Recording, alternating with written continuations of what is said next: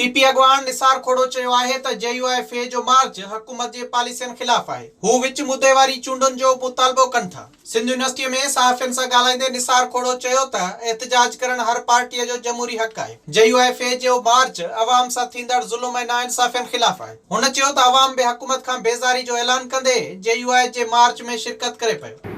Political parties इन सॼी ॻाल्हि सां सहमत आहिनि त इहो आज़ादी मार्च असांजो हक़ु आहे।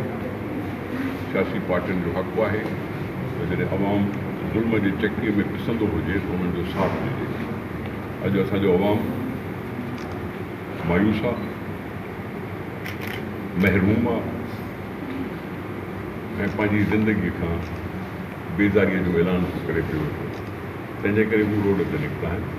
निसार अहमद खोड़ो जो चवणु हो त यूनिवर्सिटीअ जे मुलाज़िमनि, उस्तादनि ऐं ऑफिसरनि जा तक़रीबन मसइला हल करे छॾिया आहिनि। बाक़ी मसइला तमामु जल्द हल कया वेंदा। उन मौक़े ते जॉइंट एक्शन कमेटीअ जी अॻवान डॉक्टर इरफाना मलाह जो चवणु हो त निसार खोड़े ख़ातिरी कराई आहे मुलाज़िमनि जा मसइला हल कया वेंदा। मिनिस्टर जेको असांजे शोबे सां लाॻापियल आहे त मां सम्झां थी त असांखे भरपूर तरीक़े सां हुन ते एतमाद करणु घुरिजे। टई स्टेक होल्डर वेठा आहिनि हिते। असां हिन खां पोइ थोरी देरि खां पोइ मीटिंग करे ऐं इहो यकीनन जॾहिं मसइला हल थी विया आहिनि त असां एहतिजाज ख़तम ई कंदासीं, छो जो असांजो एहतिजाज मसइलनि लाइ हुयो, ॿिए कंहिं लाइ कोन हुयो। इरफाना मलाह चयो त हू सुभाणे मुलाज़िमनि, उस्तादनि ऐं ऑफिसरनि आॾो समूरा मामला रखी सलाह मशवरे बाद एहतिजाज ख़तम करण जो ऐलान कंदा। विज़िट कयो अवामी आवाज़ मीडिया ग्रुप जी वेबसाइट awamiawaz.pk